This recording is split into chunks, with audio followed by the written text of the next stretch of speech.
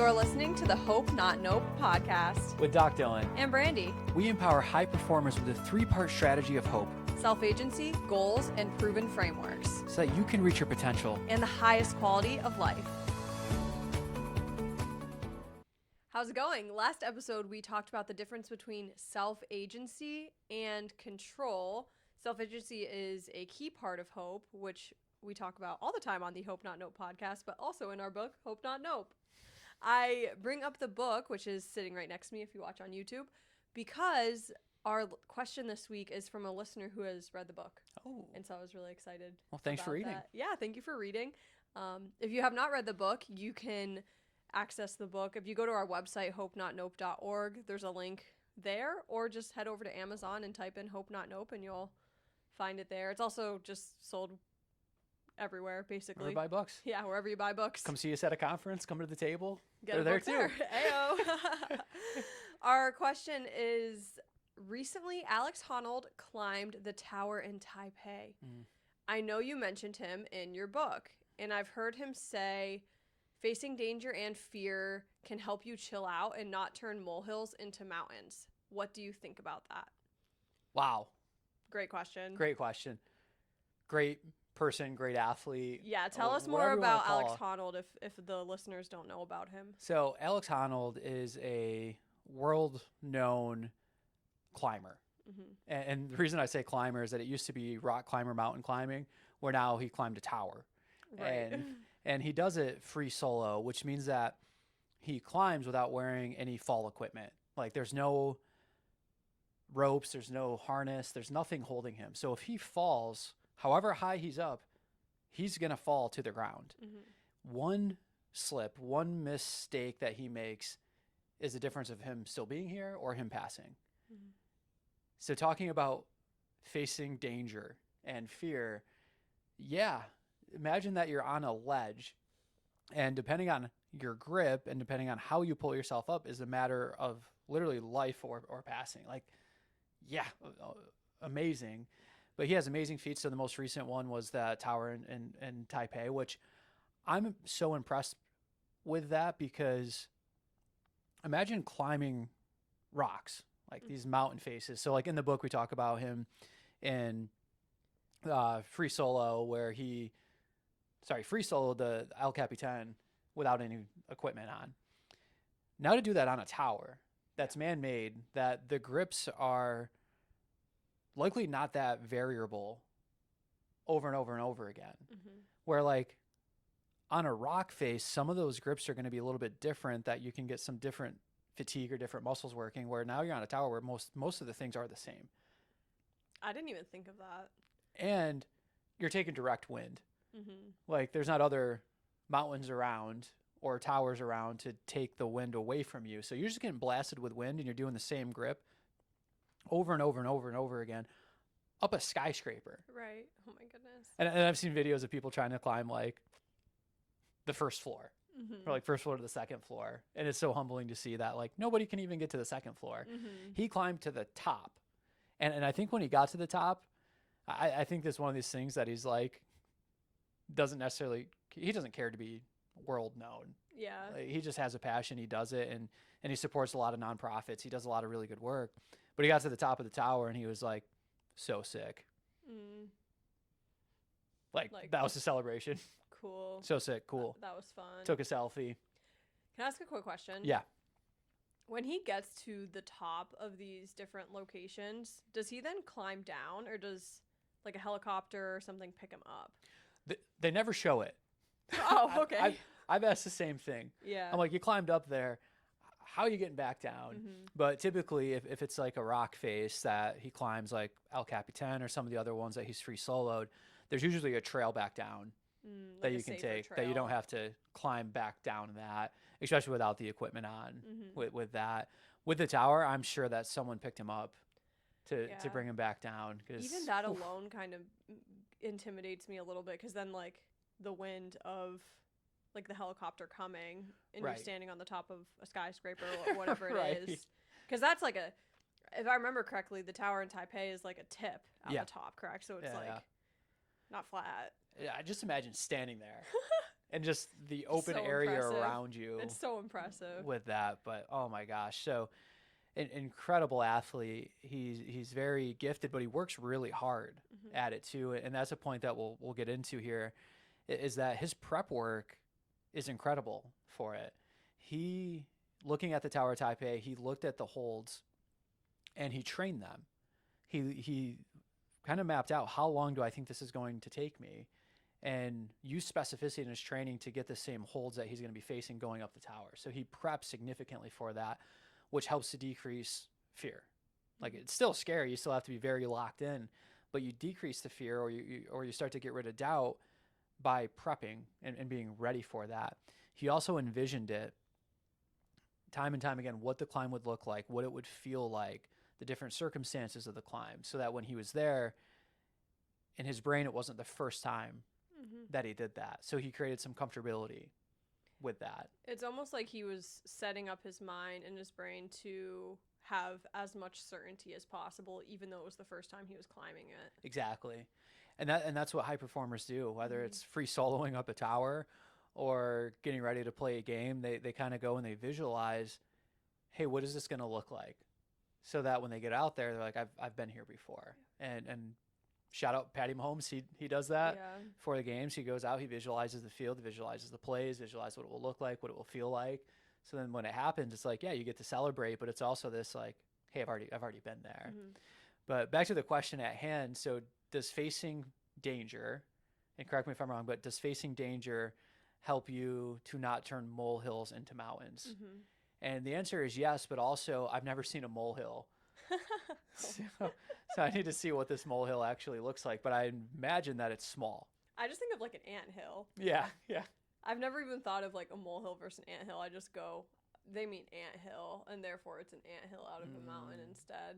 But gotcha. I guess I never really thought of the mole, what a mole I know what a mole looks like, but I don't know what a molehole looks like. Yeah, so typically when we get into this conversation of the molehill to mountain and Alex Honnold and facing fear, there's a part of the brain that always comes up in conversation that we have to talk about, and that's the amygdala.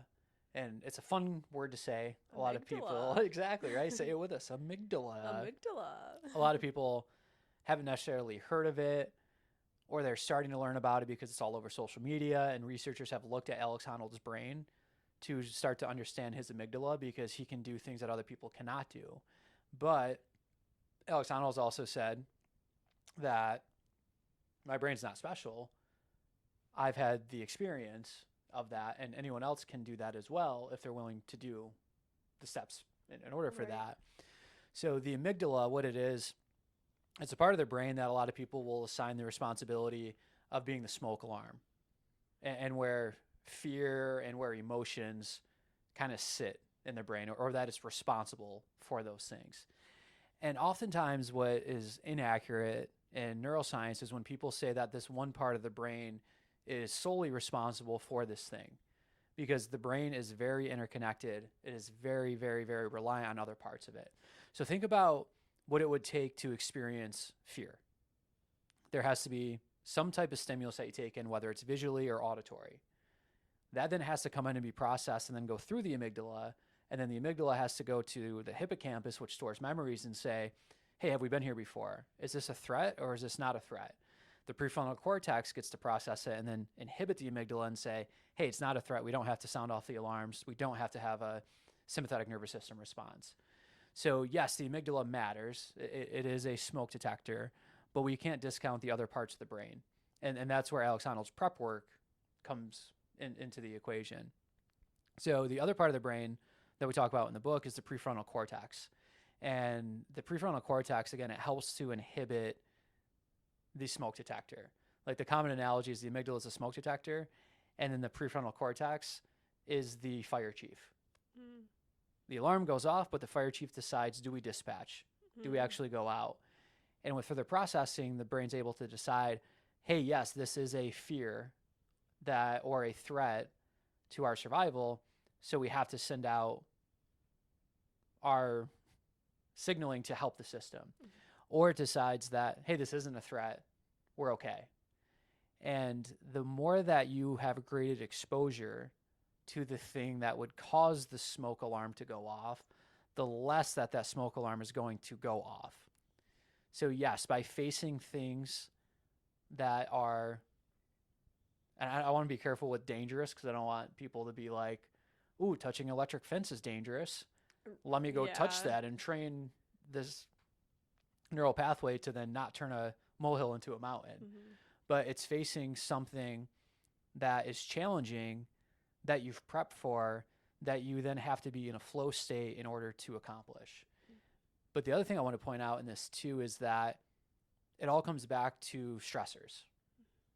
And each of us have faced a different level of stressors. Each of us has been exposed to different levels of stressors. When you have a graded exposure to that stressor or to other stressors, you become less sensitive to that stressor because you gain perspective, right? And perspective is the lens through which we see the world and reality. And that perspective helps our brain to decide, is this a threat or not a threat? So yes, Alex Honnold has a less active amygdala than most other people in the population, but he's also had a lot more exposure to stressors that most people in the population wouldn't even think about doing. And, you know, right now, Brandy and I are watching Pole to Pole with Will Smith. Oh, it's been awesome. Yeah. Great thing. National Geographic, I think it's on. Yeah, we're watching it on Disney Plus, but there's like a partnership with them. So, yeah, just awesome show just to see different parts, and just it's a great show. But one of the villages that they visited had a monastery with monks in it. And part of what they do is, in order to find peace, they face death. And not in the sense of like drinking the Kool-Aid. No. See you later. But in the sense of a spiritual ceremony or ritual in which they're kind of facing things that are scary and dancing around them, and they contemplate death. Yeah, and like the dark areas of the life that you have had and passing. And you know, when people have faced that stressor, it changes their perspective. And when you have that perspective change, all of a sudden the things that were molehills don't become mountains anymore, because you start to go, hey, what really matters? Like, what am I prioritizing in my life, and why am I getting so stressed out about a news headline? Like, what? And Alex Honnold has said this when they're doing research on his amygdala. The way that they image the brain to see what the response is that they show you what would be considered stressful pictures of like a kid being injured, or just something that kind of gets your system cranked up. And Alex is like, yeah, I look at the picture and then I look in the room and I realize I'm surrounded in abundance. I have walls around me. I'm warm. This picture is not the actual reality of the situation right now. So I don't need to have a response, or I don't need to react to what this thing is showing, because of the perspective that he's gained from facing things that have been challenging. Is the amygdala always connected to something that is life or death oriented?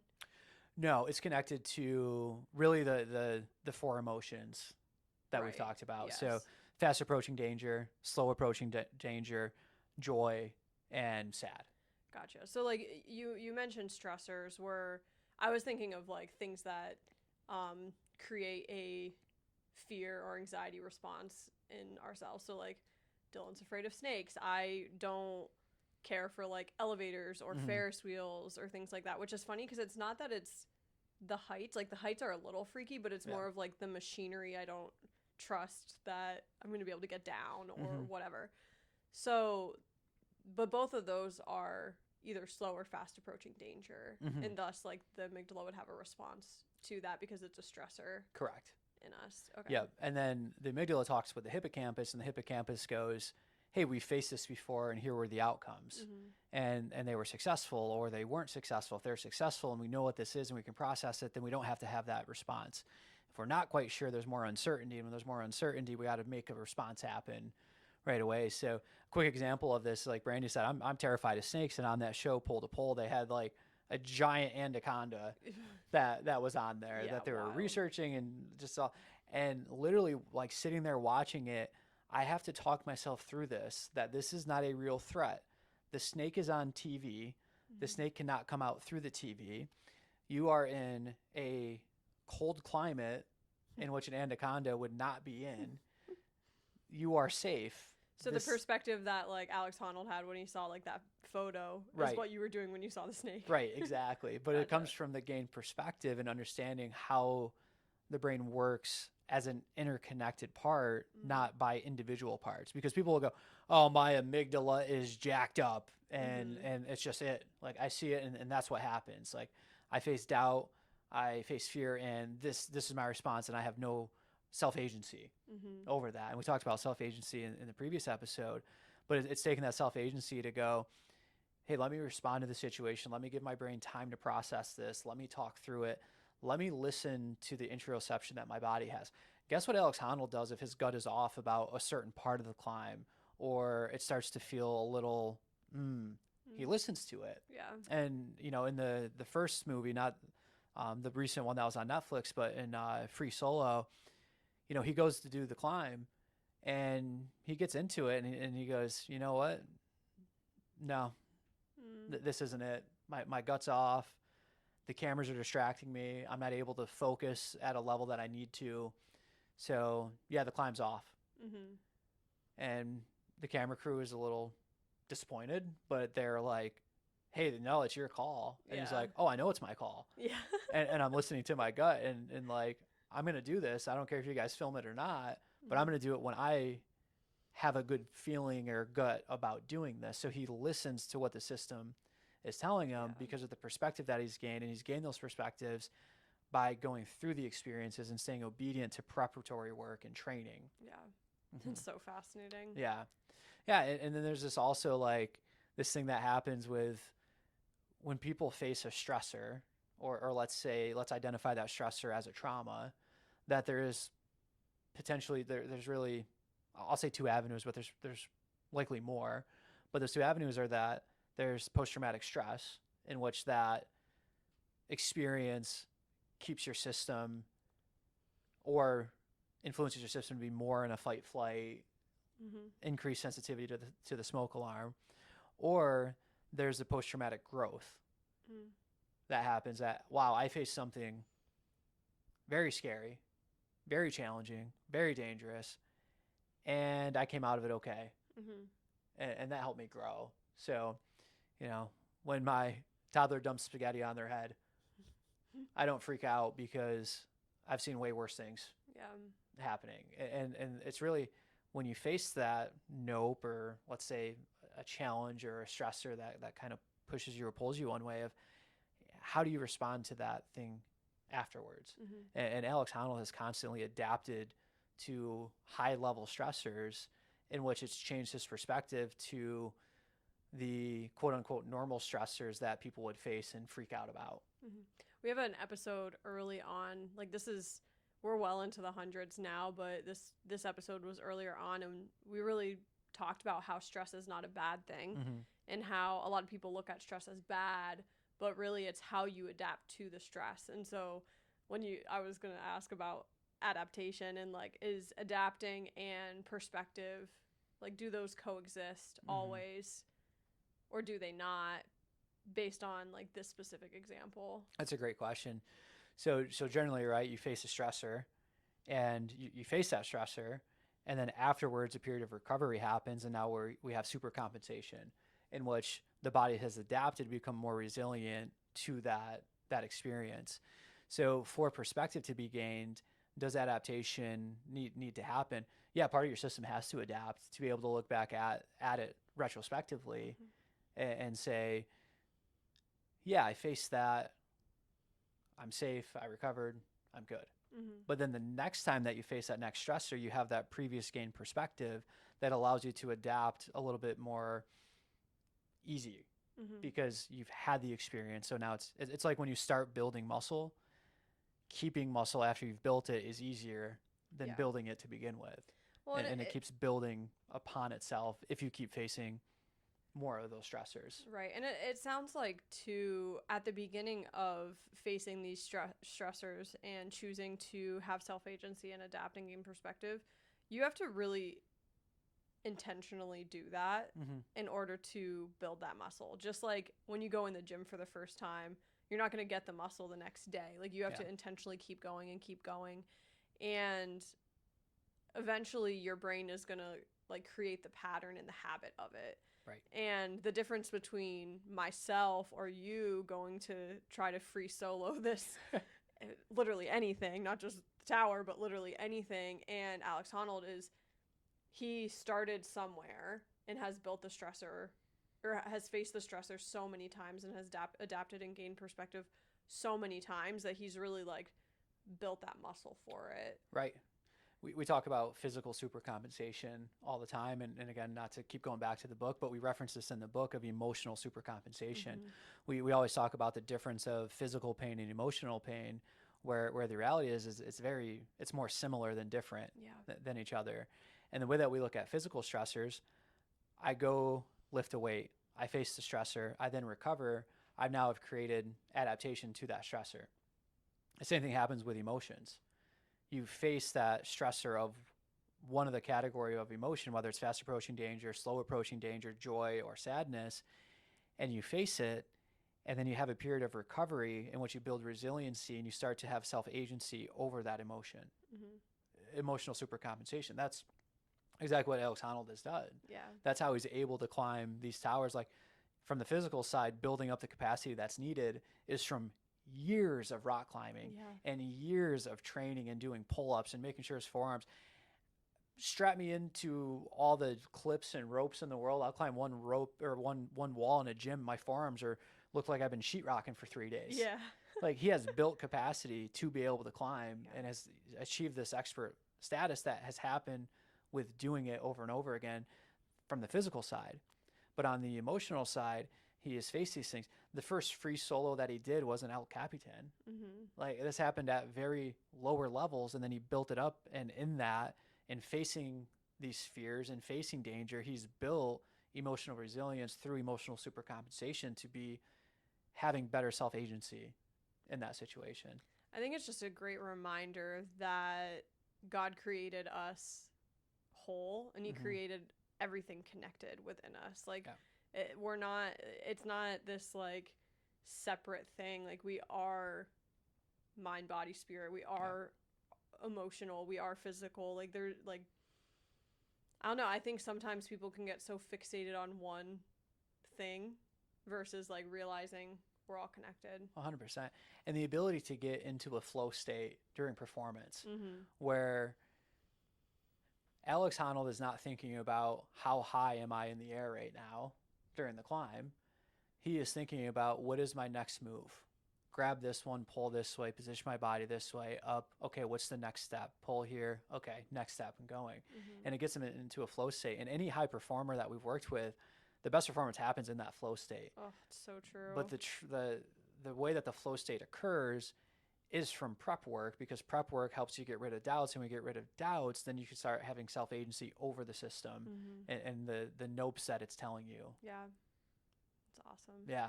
Like, I was blown away with like the free solo up El Capitan, and then seeing like that he climbed this tower. Yeah. and think of this too, the difference of like the added variables that we've already talked about. But then the one that we haven't talked about yet is the variable of the people being around him. There was people on each floor like waving at him, and he was waving back to them. Of like, that to me, that was one of the, I don't want to say the most impressive, but it's up there. Where it's like, you're doing a mountain, you have the camera crew, but there's not thousands of people. It was viewed on Netflix, millions of people watching you do this thing. Yeah. And he's interacting with the people, climbing, chalking, waving, this and that. I was like, oh my gosh, like, talk about a flow state, and yes, facing danger and fear, but being in full control. Yeah, it's really admirable. Yeah. And not in control of the outcome, but in control of his next move. Yeah. Which then led to that outcome. And I do want to comment on control, right? Because you could think that go listen to our last episode. It was just awesome. I loved our conversation about control versus self-agency. But since Alex Honnold did this, I saw a video that was in the Netflix clip where he had a controllable, which was his headphones. And he had the headphones in, and at some point he lost communication with whoever was speaking to him through the headphones and lost the music. And somebody who has control that is disordered isn't going to face that well. Like, they might panic, they might freak out. Where for him, he was just like, well, I'm going to keep focused on what I'm doing. And that just, again, is a testament to the self-agency that he has and how elite of a performer and just human he is. It's just, it's so impressive. Yeah, so impressive. Do you have a hope story for us this week? I have a hope story, but right before that, I do want to mention that, like, a lot of times we hear, like, get out of your comfort zone, and right, and you might walk away from this going, yeah, I need to face some danger. I need to, like, take these fears head on. They have to be meaningful. Yeah. There has to be meaning behind it. Don't just go into a dangerous situation to like put yourself in potentially a harmful situation when the growth isn't what you're after. Yeah. Like, Alex Honnold is passionate about what he does, and he's passionate about raising money for these nonprofits. And that's what pushes him to do this. Will Smith going pole to pole and facing the challenges and dangers that he's facing in that, there's a huge factor behind that he's passionate about, and that's why he's doing this. So it's like, I don't know, people will kind of hear stuff in life coaching or human performance and like, oh, I just need to go face danger, like, right on, like, I'm going to go drive 120 miles an hour to be dangerous. Like, no, it has to be meaningful in your growth for what your goals are, right? We've talked about precision. What is that thing that you're aimed at and you're going there? And if you want to face some of these things to help you grow emotional supercompensation wise, great, but it has to be ordered and there has to be a plan in doing that. Yeah. So I just wanted to. No, I think that's an important thing to say, because, yeah, I don't need to reiterate what you just said. I think it's important to say it. If you haven't climbed a rock wall before with a harness, probably don't go try to free solo a building. Right, exactly. Or, like, I was thinking of a time where I didn't swim for years, and part of the reason I didn't swim was because I had swimmer's ear as a kid, and for whatever reason it was, like, traumatic for me, and so I never wanted to get my head wet, and so I wouldn't go in pools that would make me get, like, my head wet. And there was one summer where I was like, I'm gonna swim this year. Yeah. I didn't go jump, like, cliff diving. Like, I didn't go cliff dive in the ocean or anything like that. I went to my friend's house that lives on a lake, and her family are all good swimmers, and they have boats, and I went in the water right next to the boat with my friend right next to me. And, like, I was in a safe environment when I chose to do it, but for me, like, that felt dangerous at the time. And so, although it's like a silly example compared to climbing Mount Everest, it's still applicable. It's applicable. It's like you want to face it, but, like, if you haven't deadlifted in 5 years and you go into the gym and you think you're going to pull 315 and feel good the next few days, you're wrong. Yeah. You have to start at a level that is a little bit more stressful than where you're at, but if it's too much stressful, it's going to be more harmful than helpful. So, yeah, reverse engineer it, look at it and say, swimming, hey, how do I do this in the safest way to get back into it? Don't drop me in the middle of the lake and drive away. Right. Let me jump in with strong swimmers around me next to a boat in case something does go wrong, that I can face this challenge and I can be stressed, but it's also a safe thing for me to do. So, okay, now tell us your hope story. All right, please, so please. so my hope story, there's layers to it, and I'll try to be brief with each layer. Like an onion. Like an onion, yes. Or a cake. Or Shrek. Or Shrek. Yes. So we've talked about perspective, and how do you gain perspective? By lived experiences, or by talking to people that have lived experiences, and a lot of times that ends up being the elders. The elders. The elders. And you say it as if it's like Frozen, but like the elders. Yeah.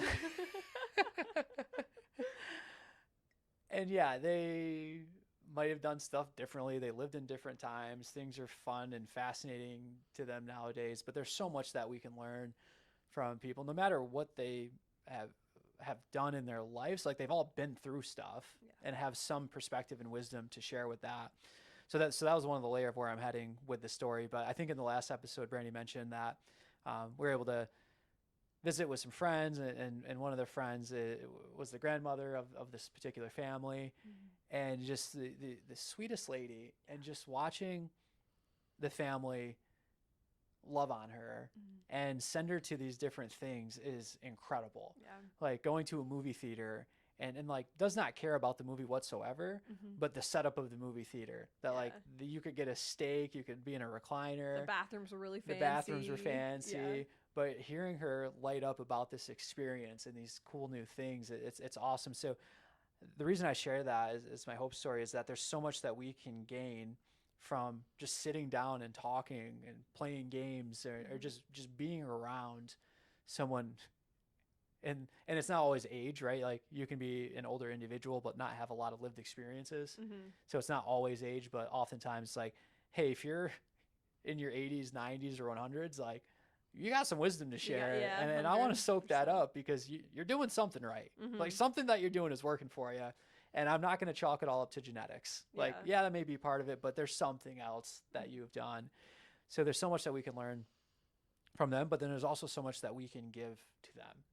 Right? Of like, hey, the world's a lot different of a place than when you were growing up in it or were able to enjoy it. So like, let's make sure that you get these cool experiences at these new movie theaters, and you get to go and enjoy that. So two-way street. It's such a joy to, like, spend time with people. It's like being blessed and then blessing others. You know, and that's really what life is all about, if you think about it. Right. Love that story. All right, we will wrap up. Great episode. Love talking about it. I love when we have episodes that are kind of like related to what's going on in the world right now, and you know, Alex Honnold just did this a few weeks ago, and getting to chat about it in real time is really fun for us. So thank you for the question. And some of the other stuff we'll leave to a political podcast. There's certain things obviously we're not going to talk about, but for this was fun. High performance, you know. This is fun. And Alex Honnold, just incredible. If you haven't watched Free Solo, I like the tower was cool. It's very cool. I mean, we haven't even watched the whole thing, but but Free Solo, like, you get to see a little bit more behind the scenes, and so awesome. It's just incredible person. So thank you for listening. Have a great week, and remember, high performance isn't just about using the strategy of hope, it's about becoming hope. Thank you for listening to the Hope Not Nope podcast. Please subscribe and share this episode. This podcast is for educational and personal development purposes only and is not considered health or medical advice. For personalized support, connect with a Hope Coach at hopenotnope.org.